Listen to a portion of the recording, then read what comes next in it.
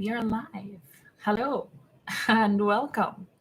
We are live today is As a Canadian Immigrant Live. I used to do this years ago. Um, Question and answer Tuesdays. And today I decided to do a live. There are a lot of emails, messages, and such in my inbox, in my email, in Instagram. So I decided to pop on today to answer some questions. So as people filter in, I know this was kind of like an impromptu last minute. So as you filter in, guys, just let me know where you are in the chat section, where you are tuning in from, where you are watching from. Where are you? Jer, are you still here? Is it Jer? Let me know where you guys are tuning in from in the chat section. Hi and welcome as people pop in. We're a little bit early, actually, just 1 minute early, really. But let me know where you guys are watching from, and we're gonna jump into some questions that I already have. Like I said, there are questions in my Instagram DM. This is not an invitation to DM me, just saying that there are questions there. There are questions in my email inbox and questions here on YouTube. So let me know where you guys are popping in from. This was an impromptu live. So I'm going to give people a chance. People are at work, so they can watch this later on. But for the ones who are here, let me know where you guys are. Type in the chat box. Can you find the chat box? Let me know where you guys are on. Jamaica, hi. Welcome, Javon from Jamaica. Welcome. Let me know where you guys are watching from in the chat box. And of course, just pop your questions there as well. We're going to go through the questions that I have already, and then we're going to go over into the chat section. So let me know where you guys are watching from in the chat box. We have one person here from Jamaica. You guys know that I am from Jamaica, but I am in Canada. I actually just visited Jamaica. So that was a nice trip. Let me know where you guys are tuning in from. I am going to go ahead and start with our first question in the interest of time and being respectful of the people who came on time. As people filter in, let me know where you guys are tuning in from. First question I have here is, what address should you put on your resume when you are applying for jobs from outside of Canada? This is a really good question. It's a very common question because if you think about it, right, you are wondering what address to put on your resume because you want Canadian employers to see your resume and you want them to contact you, right? But if you put a Canadian address, for example, but you are not in Canada, you're trying to convey the message that you are in Canada so that you get picked. But then when you do get picked and they start asking questions, then what? What do you say when they say you're not in Canada, or they're asking you where you are? If they're not going to ask you where you are because they're going to assume you're in Canada. But when you bring up the subject of needing help with your immigration process, if you're approaching them for an LMIA or if they're LMIA exempt, it would be helpful for them to know from the get-go whether they should call you or not based on your address. Is it that they won't call you because you don't have your Canadian address on there? No. And this is why I promote and propose people targeting employers that are LMIA exempt, which means that they are already approved to hire people internationally. So therefore, if they see an address from somebody in Jamaica or anywhere, hi Dwayne, if they see an address from somebody from another country, they can know automatically that, okay, there's probably some immigration process here, but there are employers that have already signed up for that. There are employers that have already joined the line for that. And so I suggest always, usually, to target employers like that have already approval to hire internationally, don't need an LMIA, and they have no problems hiring people internationally, right? So what address should you put on your resume? Put the address that you live at or that you are staying at. Now, if you're a visitor to Canada, that makes things slightly different. However, I'm going to tell you an example of something that somebody did very recently, right? They came to Canada as a visitor, put a Canadian address on their resume, right?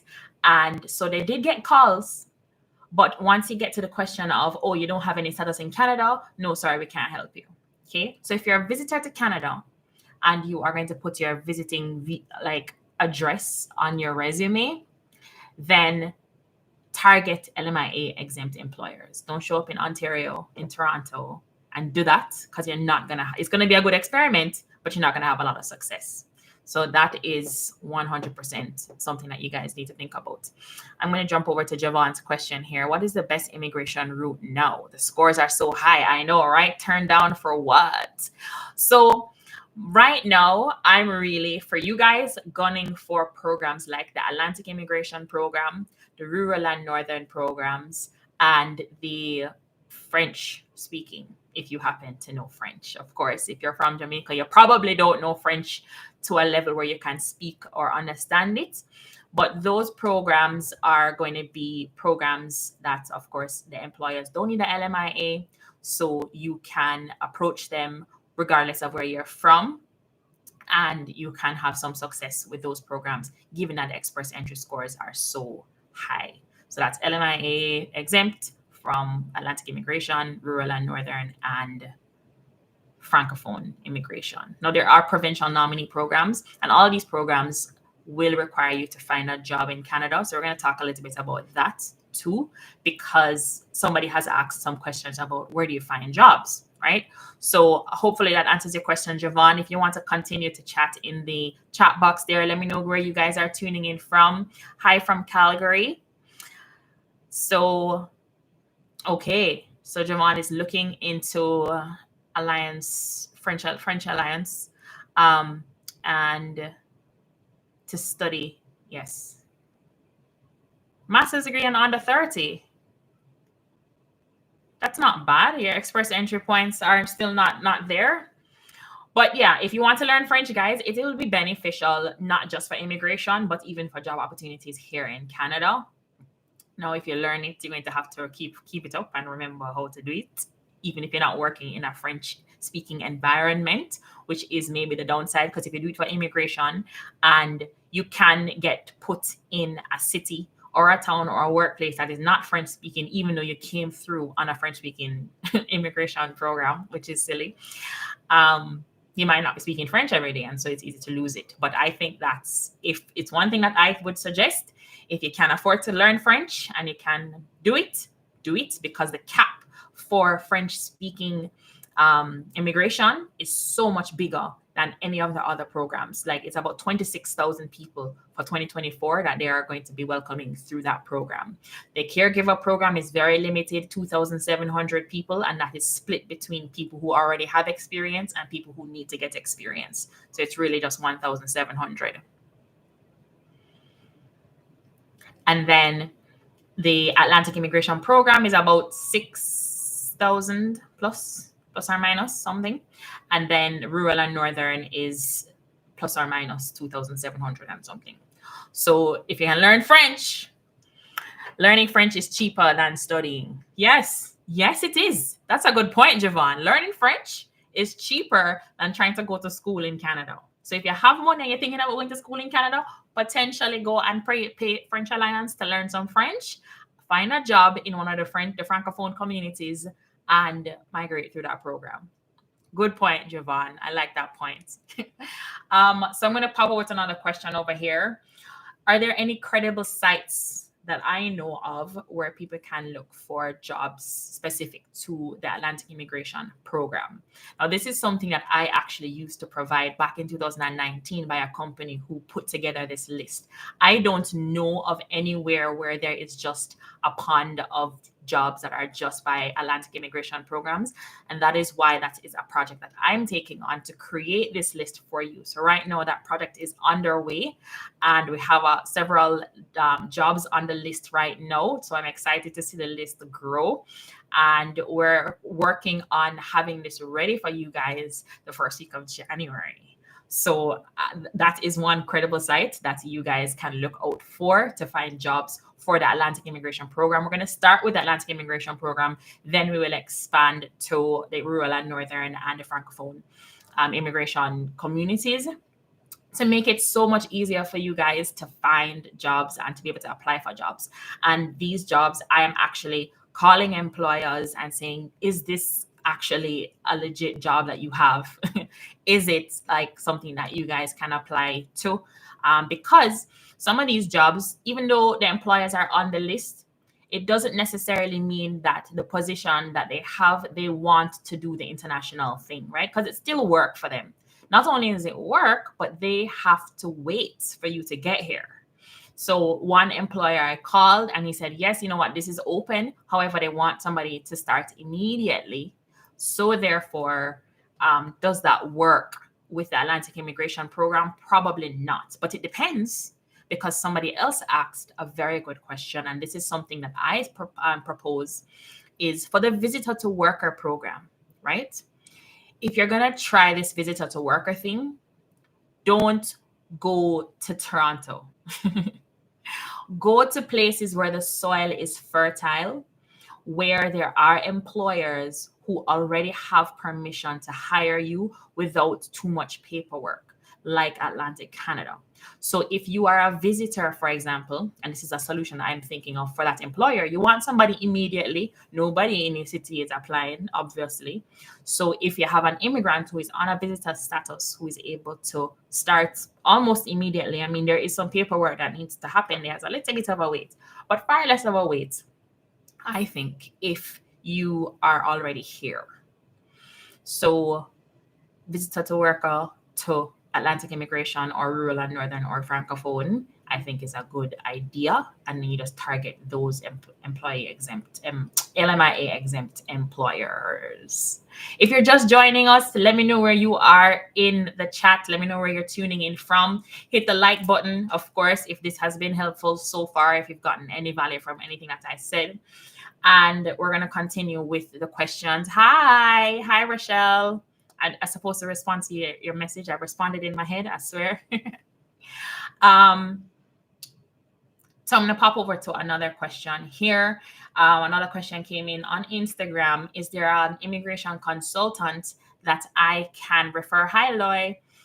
Hi, Sanil. Hi, Sanil. Is there an immigration consultant that I can refer people to? Then absolutely yes. So if you're new to my community, welcome. If you've been here for a while, you know that I have a partnering immigration consultant, McBean Immigration Consultants, who I have worked with personally, and I've seen and I've met a lot of her clients. I have gone on a trip to Jamaica with them as part of an immigration conference.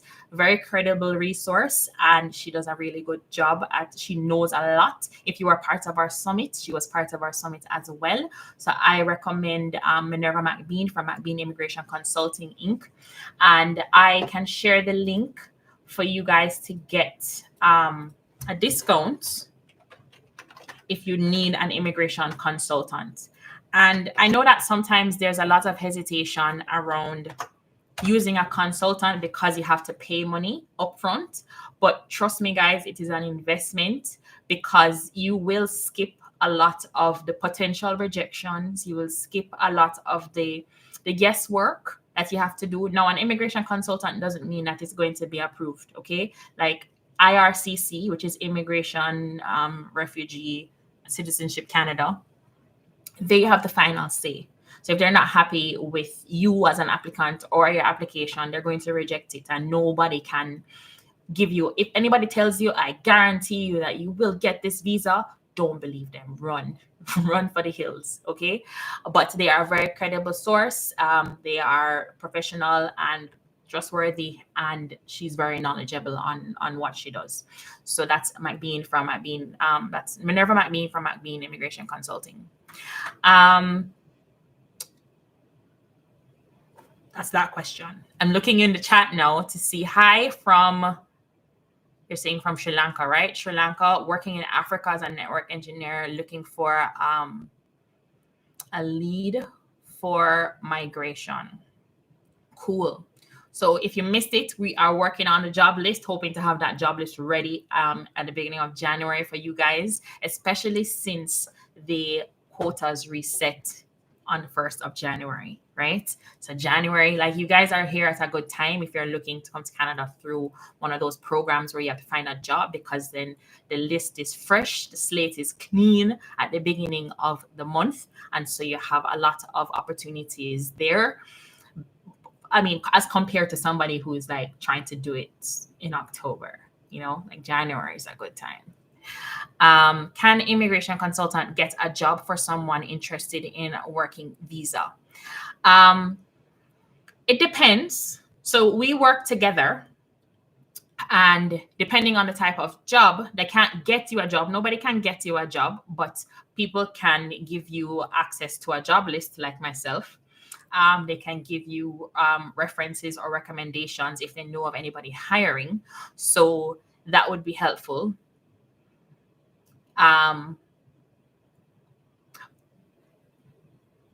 Rochelle just made a cool comment in the chat there saying, if you are a Francophone, Quebec would love you. However, Rochelle, I would say that if you are a Francophone, the Francophone immigration program that is welcoming people to outside of Quebec, because Quebec immigration rules are so special. We know this, Rochelle. It's special over there. So if you're Francophone, you are a Francophone, which is French speaking, then yes, you can consider Quebec. You can also consider the 26,000 people cap for the Francophone immigration program. Olua, I think I was still answering your question there. That's, we can recommend jobs. I can give you access to our job list. Like, that job list is currently underway. Now, there is going to be work on your part to make sure that your resume is up to snuff. And I have a resume course to help you guys to do that. And I will have private lives, not private, but group live sessions that are part of my club, my membership club, which we will reopen in January as well. So we give you the pond, the fishing rod, the hooks, the baits, all the things that you need to do to go fishing for a job and get there. Because of course you have to go through the interview process, all of that wonderful stuff, right? So it's not just, here's a job, come. Watching from Kenya, hello, welcome.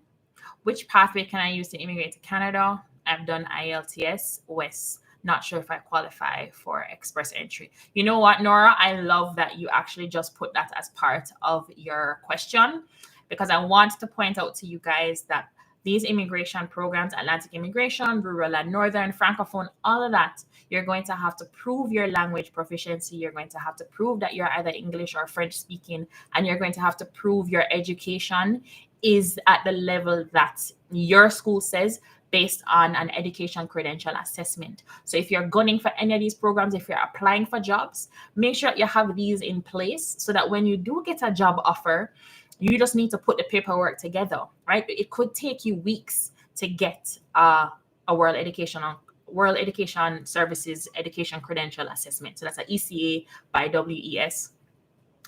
It could take you weeks to get your assessment. It could take you weeks or months to get a date to take an English test, especially if you're in a country that does not have a test center.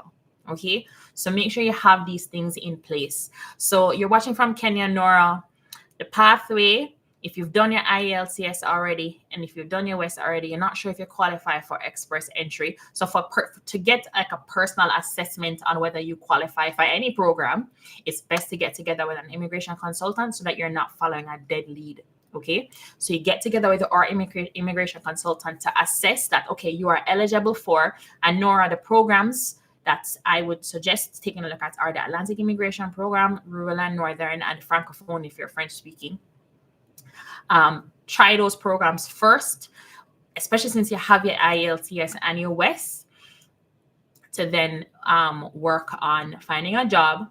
And we're working on a job list that will be ready in January, and then going through the process of applying for jobs, which no matter which country you're in, guys, it's the same. You have to have a good resume. You have to present yourself well and really sell yourself to the employer, especially since they have to jump through a couple of hoops, given the fact that you're not in Canada, right? So the LMIA exempt employers have to jump through less hoops and have to do far less work, but they still have to do work. There's still some paperwork. When they try to hire you, they still have to get that you as a candidate and a job offer endorsed by the province. So there's a little bit of a process that they're going to have to go through. So you want to sell yourself on you are the person for this job. You know what I mean? Okay, cool. So Olua just said that she's doing this for her sister and she just sat the IELTS. Good, right? So that's good stuff. Get yourself prepared. If don't just apply for jobs, you're going to be wasting your time, because then it's going to take that much longer for you to get through the process than somebody who already has their IELTS and their WES and they get a job offer, versus you get just a job offer and you still have those things to do, right? Remember that employers have options, okay? You need to be the top one. Dreaming to be in Canada by early 2024. Okay, 2024 is next week. I'm a registered nurse. I have a practice permit with this in Alberta. I have an ECA with WES. I've taken IELTS, waiting for the results. 29. Which route is best? So you're already in Canada, Alem? Alem is your name? Registered nurse. I've practicing permit with Alberta. What about the Alberta Advantage program, which is kind of like the Alberta provincial nominee, where like there's a healthcare shortage. There's like a demand for people in healthcare. So that's definitely something, if you're already in Alberta, to look at. And I forgot to say my disclaimer at the beginning of this session. This is an information session, guys. Nothing here should replace the advice of an immigration consultant. That is not what this is for. It is an information session to give you guys general information and guidance to help you guys to make the next step. But in order to take action on any of these steps, get together with an immigration consultant, get together with our immigration consultant. The link is in the chat there. If you want to get together with her, you get a 5% discount on your fees, and you'll get the email response with access to book on her calendar. So nothing here should replace the advice of an immigration consultant. So Alem, you're from Ghana. You have everything to be in Canada except a job offer, which is difficult to secure from outside of Canada. I'm in Ghana.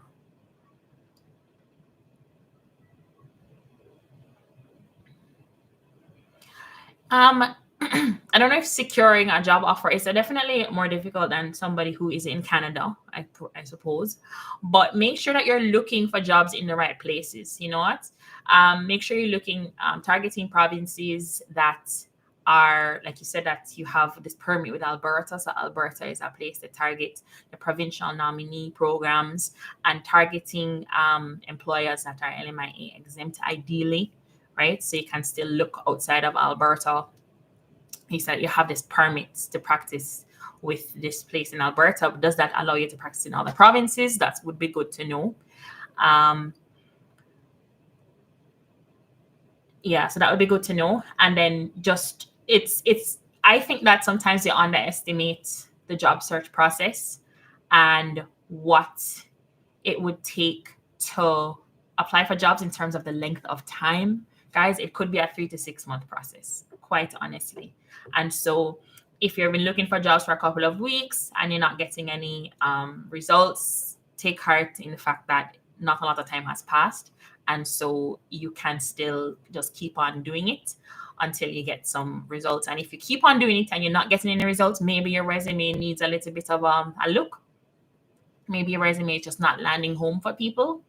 And I think it would be so helpful to do some networking as best you can. Connect with people on LinkedIn. Try to make contacts inside companies or people inside companies to see if you can get like a direct hand in of your resume versus kind of like a cold contact. But like I said, if you're targeting places that are underpopulated, that need people, it's going to go a longer way than places that have people applying by the hundreds, like Toronto, for example. As a consultant, do I review resumes to bring them up to perfection? So as a coach, I don't want to call myself a consultant because I don't want to mistake I don't want people to mistake me for an immigration consultant. I am an immigration coach, Canadian immigration coach. And as a coach, yes, I do resume reviews, and I do assist with resumes and have a resume course. And I'm onboarding a career coach soon to be able to do even more resume workshops and such like that. So yes, that is something that I do as part of my club, my membership club, which will reopen in January with services like this, because I want to give you guys the pond plus the pond to fish in, plus the fishing rod and the hook and the bait, all this stuff to set you guys up for success. All right. The next step is of course for you guys to follow through, and also for you guys to then land the job from a successful interview. Right. So yes, Cashin, you can be part of, join my email list here to stay in the know for when the job list is ready to go, and for when the club is reopened. Right now, you can't join the club, but you will be able to join again in January when we reopen. If you're just joining us, let us know where you are in the chat box, and also drop your questions there. We are going to go for about a half an hour today. And I mean, we're at the 25-minute mark. I might go a little bit over half an hour, but let me know if you have any questions in the chat box. I'm going to go over to some more questions over here, over on YouTube in the comment section. So somebody asked on the rural and northern pilot video. So I posted a job explaining the rural and northern immigration pilot program.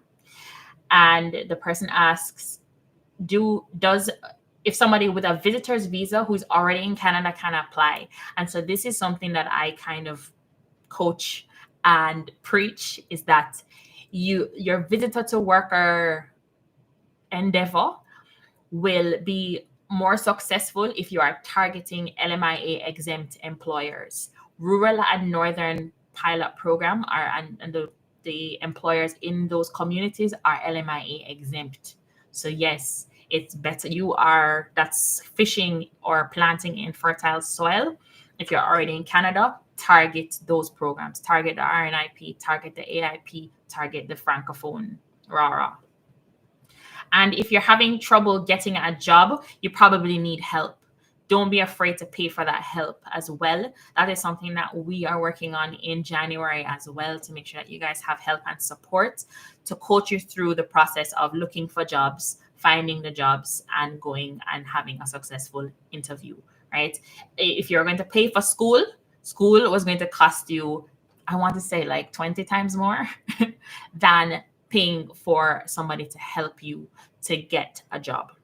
Now, when I say help you to get a job, I don't mean here's a job. I mean you're paying somebody to coach you through the process, right? If you're seeing a lot of things on the internet saying, oh, we have a job, guaranteed jobs, you need to be very careful of those. I'm not saying that they're scams. I'm not saying that they're all scams, but they could be.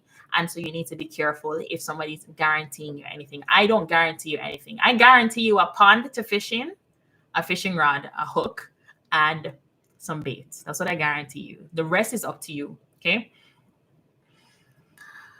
So somebody here from Ethiopia, welcome. I've been to Ethiopia. Fun fact. There, Christina. I'm an Ethiopian folk living in Israel. Okay. Asylum seeker. I am educated and looking for work opportunities in Canada. What would you suggest to be the best pay? So there is a program that is very, very supportive. It is the most supportive and accommodative immigration program that I've seen. That is specially for refugees. It is the Economic Mobility Program. I do have videos on that. Let me just find it here, and then I can drop it in the chat. They expedite like processing times. They provide you with a list of like partners, government partners that will help you to prove your refugee status. Because some people, I guess, if you have like a document that proves that you are a refugee for whatever reason, you're one step ahead. But there are supportive, here it is, Economic Mobility Program. There are a bunch of, I want to say 7 or so partners. I just put the link in the chat there. that's the best way for you. If you say like you're skilled, you're looking for opportunities, that's definitely the program, and it's very supportive. They waive a lot of stuff. They say that you can take out a loan for proof of funds. You can't do that with any other immigration program. You can get like grants, all kind of stuff, and you can't get that with any other immigration program. So that's definitely one that I would suggest you check out. So I'm popping over to the next question. Feel free to drop your questions in the chat box, guys. So this is a good point. Somebody just put a comment in the section, Alim. Some jobs posted on Job Bank, when you try to apply, they tell you can't apply if you're outside of Canada. Mostly LMIA jobs posted. However, we're told to apply to LMIA jobs outside of Canada. So Job Bank has a filter, an advanced filter setting when you're searching for jobs, to filter only jobs that people who are outside of Canada can apply to. Not even though there are employers probably have like an overall status that says that they are in the process of getting an LMIA, or they are LMIA pre-approved or whatever, but that might be the employer overall status, not necessarily for that job position or that title or that opening, right? So they could all have the overall status, but not necessarily for that opening. And because of that, you need to scroll to the bottom of the Job Bank page. And this is something that I teach and train people on and help people to understand in our membership club. Look for that thing at the bottom that says can be Canadian citizens or permanent residents or no status in Canada can apply. If they put that there, that is something that they have to intentionally put there. It's not something that would be there by mistake. Look for things like that and filter out any job that doesn't have that. If the job doesn't have that, doesn't mean that they won't hire you. No, but I wouldn't start there. I would start with the ones that obviously have the allowance and are open to people who are outside of Canada. And like I said, Alem, I don't suggest starting with LMIA jobs. I suggest starting with LMIA exempt employers, LMIA exempt communities. So the Francophone communities, that's if you're French speaking. So the rural and northern communities, the Atlantic provinces, start with LMIA exempt before you get to the LMIA list of people on Job Bank. You can still include them in your search. I'm just not suggesting that you start there. And then for every job listing that you look at, look to see if there is a section that talks about the status. Because some of them say must be able to work in Canada. That already, just don't. You'll be wasting your time. You'll be wasting their time. Don't apply for those jobs. Is it easy to get a secondary school teaching job in Canada? I don't know if I can answer that confidently, Kim. I think that's in terms of the type of jobs that you can get is going to be dependent on where in Canada. Canada is big. There's lots of provinces, lots of cities.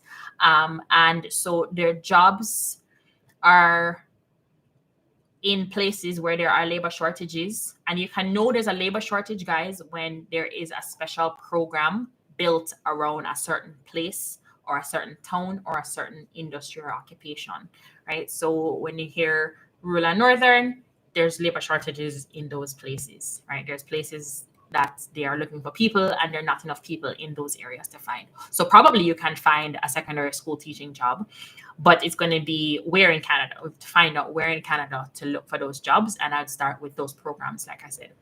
And it's a good time, guys. It's January, which means that things are resetting. The home child care support, or the home support worker program, literally is going to reset on January the 1st. No matter about no holiday, right? You alone on holiday, the government not on no holiday. January the 1st at 9 a.m., this cap is going to reset. And the cap for that program, that's a home child care support worker program, is very, very, very low or small, right? I think that there was actually a question at the very beginning that I didn't answer. So I think Gur was here at the very beginning, but I don't know if this person is still here or not. They probably had to pop back into work. But can I still work as a nurse even under the home care support worker program? So it depends on the type of work permit that you have. I think if you are here already and you have an open work permit and you're going to bridge that work permit through the home care support worker program, probably. But if you're going to get a closed work permit, then no. So I think it just depends on the scenario and what the situation is for you there. GER. Is that GER? I don't know. Melissa has a question. For those job employers in RNIP and AIP, are they typically healthcare, tech, or other low-skilled jobs? So what options are there for persons with higher skills and qualifications?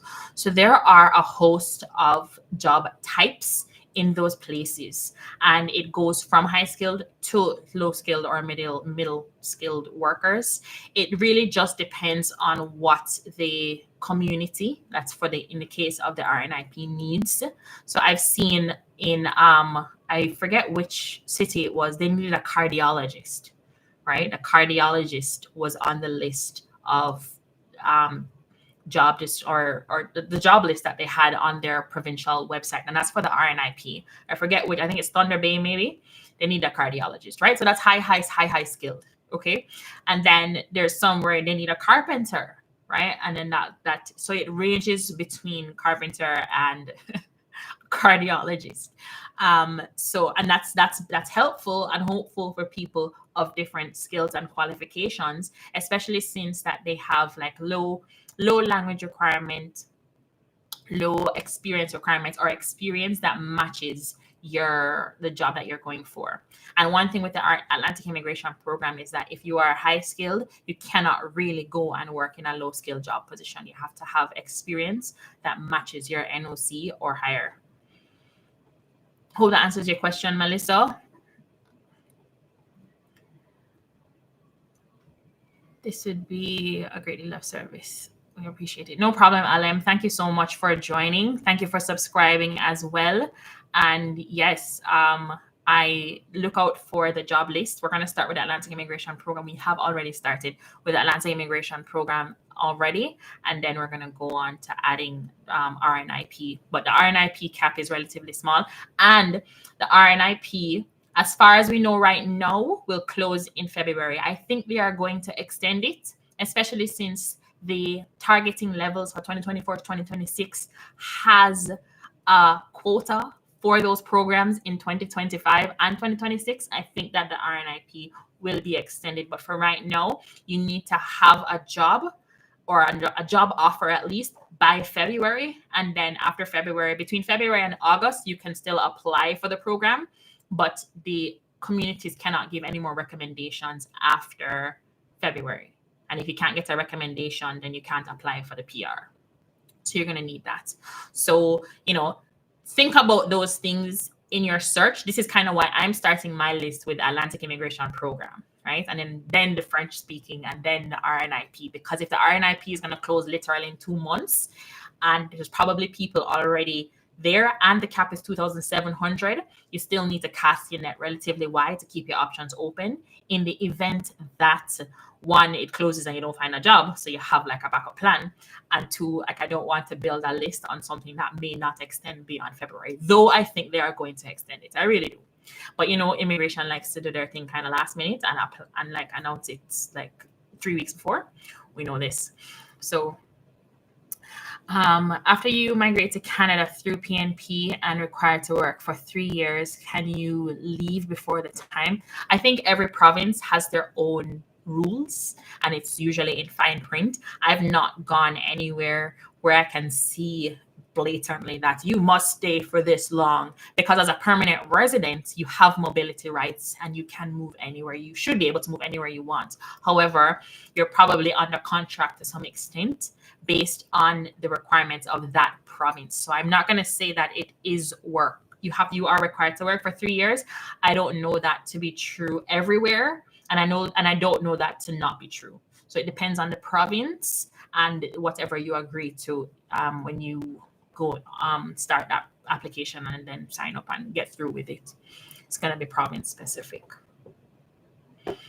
All right, we are going to go for another 6 minutes and wrap up at the 45-minute mark. Thank you guys so much for watching. If you have any more questions, of course, pop them in the chat. If you're just joining, let us know where you're from and what your question may be.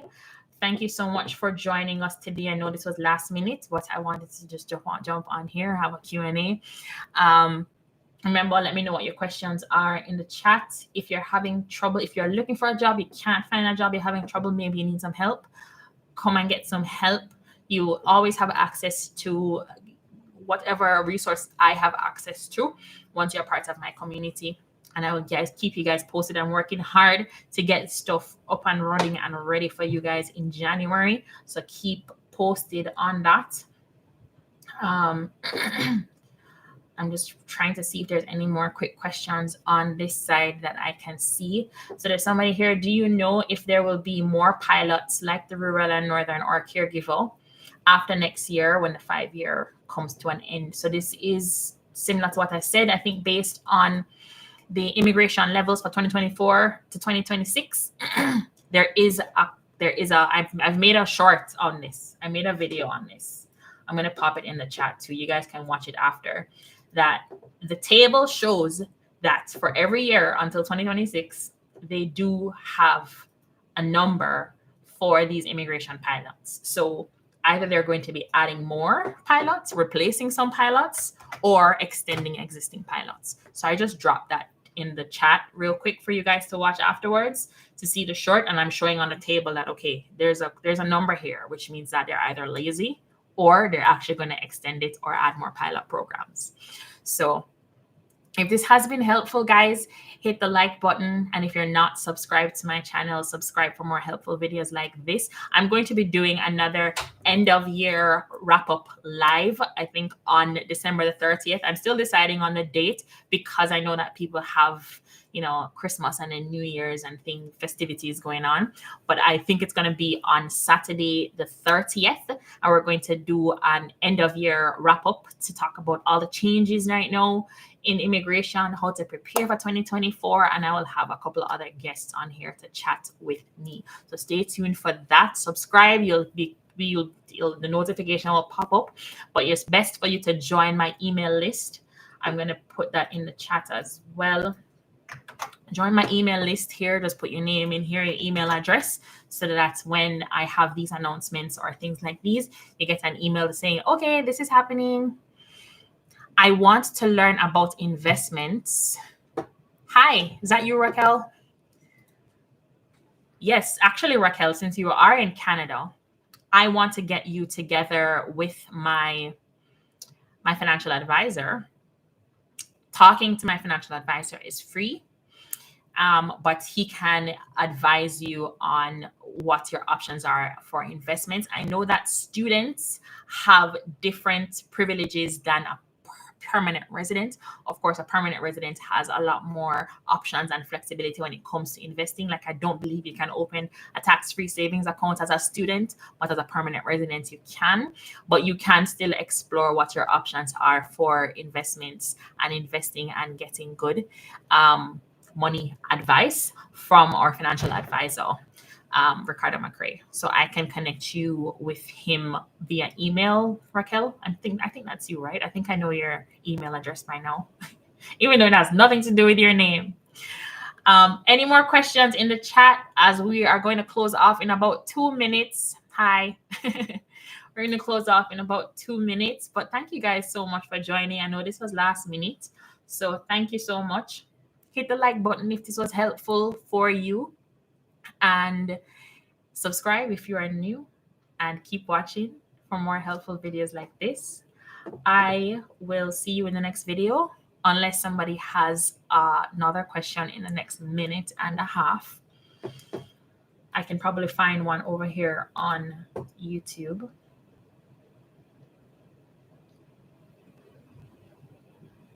But it's probably going to take me a minute and a half to find a good one. So I'm okay with wrapping up right now. I appreciate you guys. Subscribe, like, share, all these wonderful things, and I will see you in the next video. Bye. Hi. We're leaving.